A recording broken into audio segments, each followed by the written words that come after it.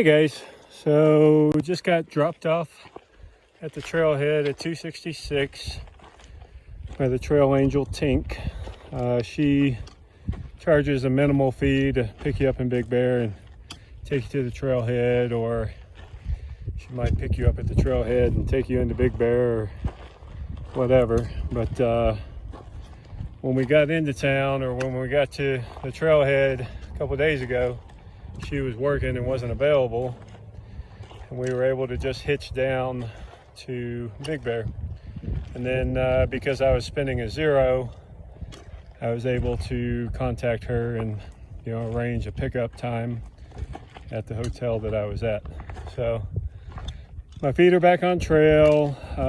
Right foot cuboidal area is still kind of in pain, but not so bad. So we'll see how today goes.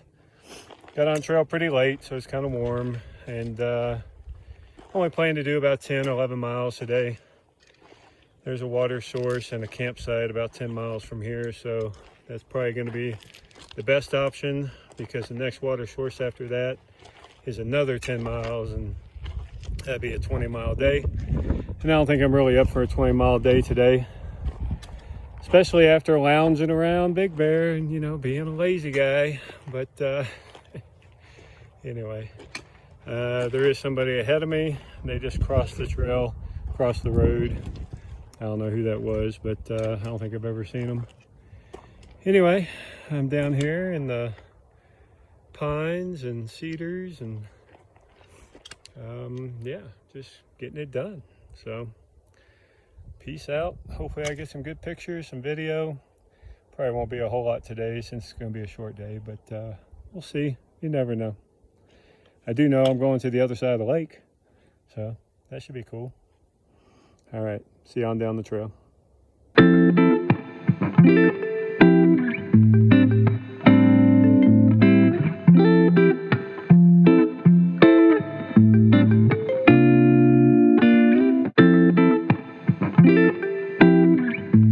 We can see off in the distance there the desert floor, and I think, not real sure, I'm gonna end up down there somewhere. But as for today, we are still up in the pines. We are enjoying a nice cruisy trail. We are admiring the little Joshua trees here, which I guess they'll become more of the prevalent plant, I guess that's the right word, down in the desert area. But also enjoying these little cactus flowers with these little bees inside there. Look at that guy. Yeah. He's like, hey, leave me alone. Anyway, that's what I'm doing. Get on down that trail. Deuces.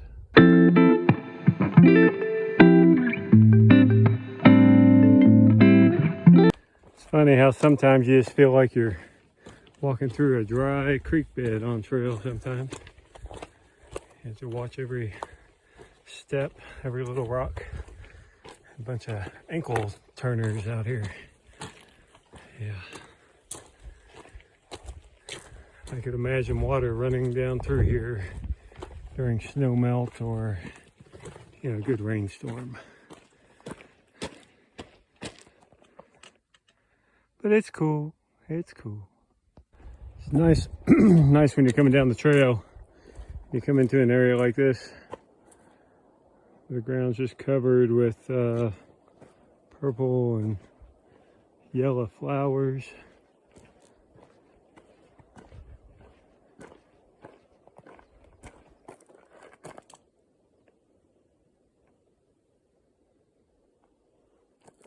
I like that.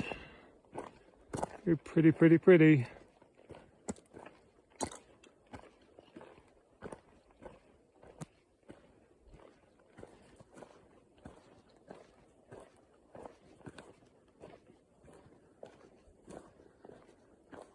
Everywhere you look up here, just a bunch of flowers and trees. All right, let's get moving.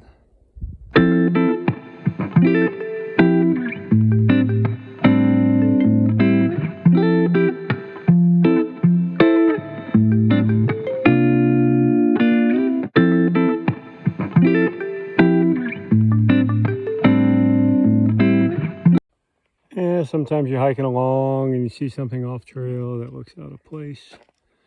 You're like, wonder what that is. Well, I guess we have to walk up and investigate. Why don't you come with me and see what this is?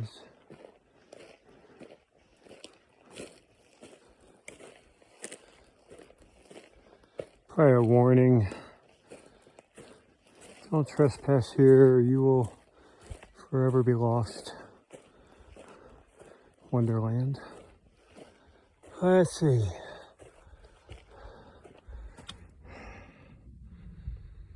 CAMC 290599 GSA 1 through 4 filed. Okay. Google Earth picture. Alrighty then. That was probably not worth the walk up here. But that's that. You never know what you'll find. So that talked about the San Bernardino Meridian. Guess we'll have to do some research. I'm not sure how, is that relevant to me? Should it be? I don't know. If anybody knows, put it in the comments. And I won't have to do the research. Thanks.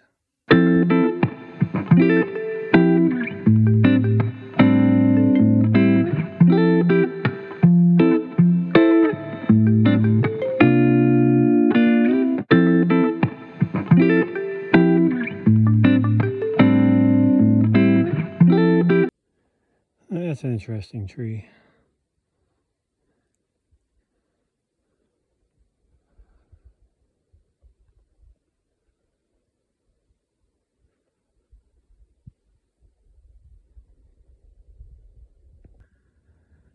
One thing I'm glad about, or I'm appreciative of, is on BLM land, somebody tends to come out with a chainsaw and cut down the fallen trees or cut them out of the path.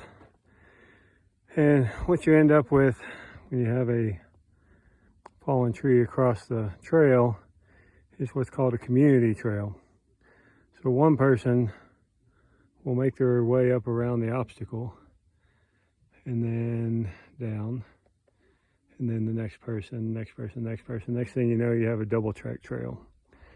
And as that's not designed, it's not built to be that way, then erosion becomes a problem. Not quite the same on like national land, national park land. They're not allowed to take chainsaws out, so they have to do everything by hand saws. So the work is much more slow, non-progressive. So you have a lot more fallen trees across the path on federal land, or like federal parks, or I don't know. Anyway, I'm appreciative of it. I'll quit jabbering. It's just sort of some points or facts some people don't know about. All right, cool. Get on down the trail. Where is that? And peace. So I think that this is a four-wheel drive road. You see fresh tracks and climbing the hill there. I seem to remember something in town that you could take a tour called a four-wheel drive or Jeep experience or something like that. I'm kind of curious if that's what people are doing, but they can sure kick up some dust. Yeah, I think I saw 3 Jeeps earlier. One was like a Wagoneer or something. The other 2 were Wranglers. And there's a cool tree. I'm losing my mind. So yesterday evening I took a video and I was down there. Zoom in, see if we can see that little marina there. It's kind of hard to see my wonderful camera here, but that's where I was, and I'm not there anymore. But the mountain behind it looks really nice. and that's Bear Lake. So I am on the other side of it. You can kind of see over there ski slopes. That's why a lot of people come here in the winter. And then there's some more over there. So, sure, it's a fun area to ski. Yep. And that's that.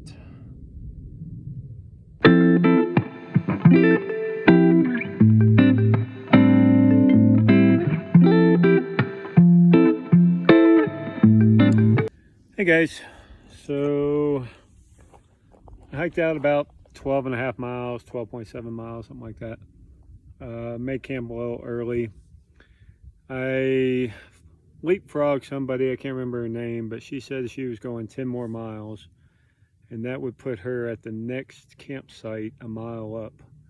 And I didn't want to intrude, and the next campsite after that is like 7.5 more miles, and I don't have it in me today. I don't have enough time in the day to do another 7.5. So anyway, I camped a little early and making my dinner. So it's about 6 p.m. right now, and sky's pretty clear. They were calling for thunderstorms around 6:30, so fortunate that that doesn't look like it's going to happen. I'm at a tent site that's not preferable. It's like right next to the trail. Used to be, I guess people would have a fire pit here, and there's some broken glass and, you know, bottles, beer bottles, things like that. So it's not preferable. The ground is pretty dusty, dirty, so, you know, gotta be careful getting in and out and not making a mess inside. But it is available, so, you know, I'm happy to be able to have a place to at least pitch a tent, so that's cool. Had some climbing, but pretty much the trail was pretty cruisy today. Shoes are doing okay. Feet are, yeah, so-so. Not as bad as yesterday, not as bad as yesterday, the day before yesterday when I couldn't even walk. I had to force myself to walk through the pain. And then once I got moving, you know, I get those joints and everything, you know, moving, then I was able to keep moving. But once I stopped and took a rest, you know, my feet didn't want to go again.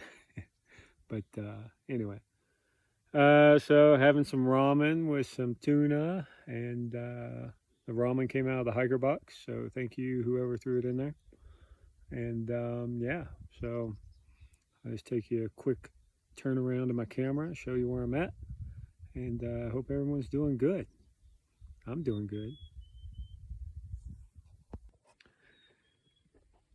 Yeah, so tent site's right next to the trail over there, so you could almost spit on my tent from the trail. But there's another little tent site over there, but it's not very flat, super bumpy, and not preferable.